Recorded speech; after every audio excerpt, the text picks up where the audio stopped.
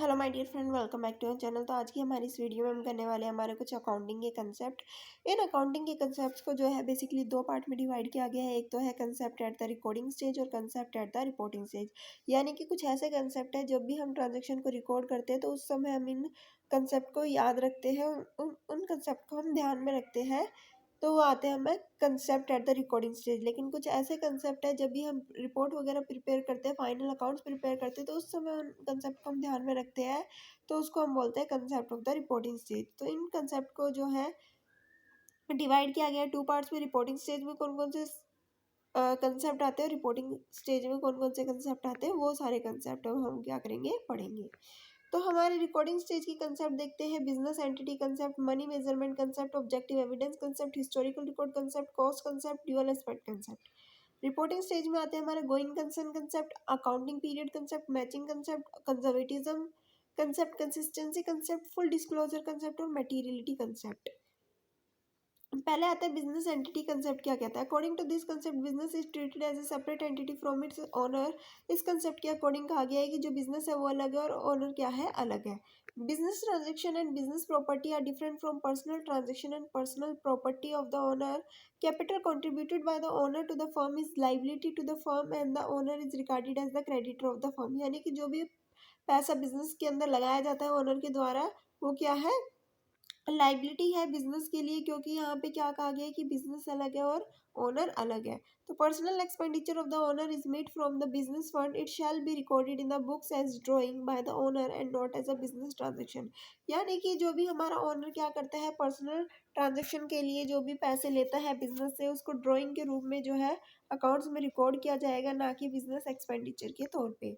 ठीक है। The difference can be easily maintain in case of limited company. यानी कि जो डिफरेंस है बिटवीन द बिजनेस और द ओनर, वो किस केस में होगा, जब लिमिटेड कंपनी के केस में। यानी कि जब बिजनेस के अंदर जो लाइबिलिटी है कंपनी की, ठीक है, या जो ओनर की लाइबिलिटी है, वो क्या है, लिमिटेड है, कि बिजनेस तक ही सीमित है। अगर उसको पैसा पे करना है तो बिजनेस के जो भी असेट्स है उनको सेल करके, बिजनेस को सेल करके जो है वो अपना पैसा लौटाएगा। उसको अपनी पर्सनल प्रॉपर्टी जो है वो गिरवी नहीं रखनी पड़ेगी। लेकिन अगर हम बात करते हैं सोल प्रोप्राइटरशिप के अंदर और पार्टनरशिप के अंदर, तो यहाँ पे जो है अ, जो भी हमारा बिजनेसमैन है, जो भी ओनर है, उसकी पर्सनल प्रॉपर्टी भी क्या हो, दाव पे लग सकती है।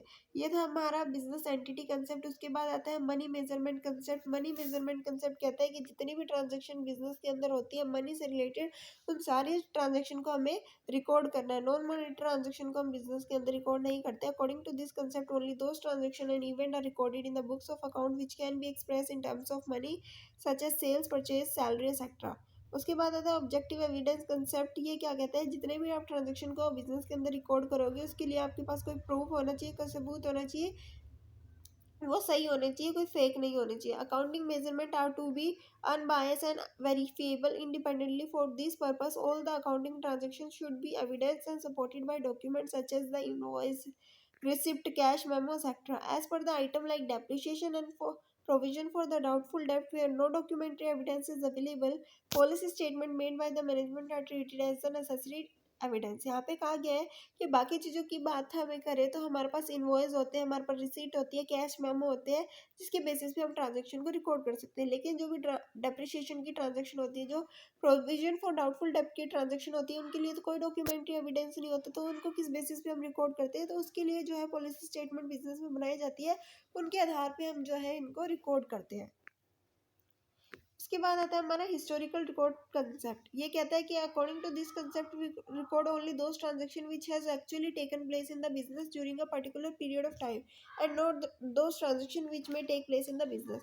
हिस्टोरिकल कंसेप्ट ये कहता है कि जो ट्रांजैक्शन हमारे बिजनेस में हो चुकी है, हमने सामान को बेच दिया या हमने सामान को खरीद लिया, चाहे वो कैश हो, क्रेडिट हो, जो ट्रांजैक्शन बिजनेस में हो चुकी है उन्हीं ट्रांजैक्शन को हम रिकॉर्ड करते हैं। फ्यूचर में होने वाली ट्रांजैक्शन को यहाँ पे रिकॉर्ड नहीं किया जाता।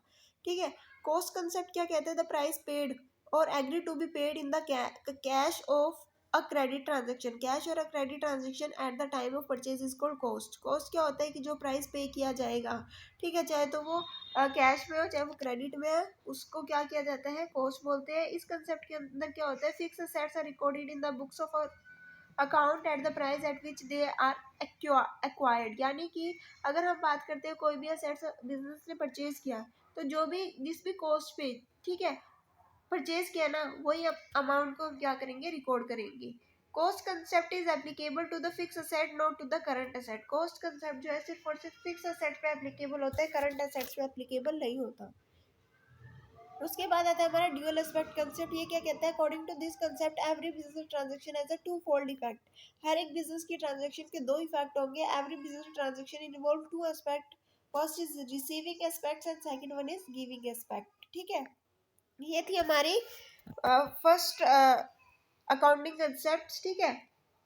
उसके बाद आते हैं हमारे सेकंड जो है रिपोर्टिंग स्टेज से रिलेटेड, वो है गोइंग कंसर्न। यहाँ पे गलत लिखा हुआ, रिकॉर्डिंग स्टेज नहीं, रिपोर्टिंग स्टेज से रिलेटेड कंसेप्ट है ये गोइंग कंसर्न कंसेप्ट। यानी कि according to this concept it is assumed that every business will continue for a long period. इस कंसेप्ट के अकॉर्डिंग बिजनेस, हर कोई ये चाहता है कि उसका बिजनेस जो है वो लॉन्ग पीरियड तक सर्वाइव करे। While preparing final account a record will also be made for outstanding expenses, prepaid expenses on the assumption that the business will continue for an infinite period and the assets will be used for its expected life। यहाँ पे ये कहा गया है कि जो भी final account वगैरह को प्रिपेयर किया जाता है, जो भी आउटस्टैंडिंग एक्सपेंसेस होते हैं, प्रीपेड एक्सपेंस बिजनेस के अंदर रिकॉर्ड किए जाते हैं, वो ये सोच के किए जाते हैं कि बिजनेस जो है वो कॉन्टिन्यूस पीरियड तक रन करेगा, ठीक है। This concept will not only apply in case of a concern when it has gone into liquidation और इट हैज बिकम इंसॉल्वेंट। यानी कि ये कंसेप्ट उन बिजनेस के ऊपर एप्लीकेबल नहीं होता है जो तो या तो लिक्विडेट हो चुके हैं, यानी कि जिसके एसेट्स बिक चुके हैं, या फिर जो इंसॉल्वेंट हो चुका है, ठीक है। उसके बाद आते हैं हमारे accounting period concept. Accounting period concept क्या कहता है, it is necessary to prepare the financial statement periodically.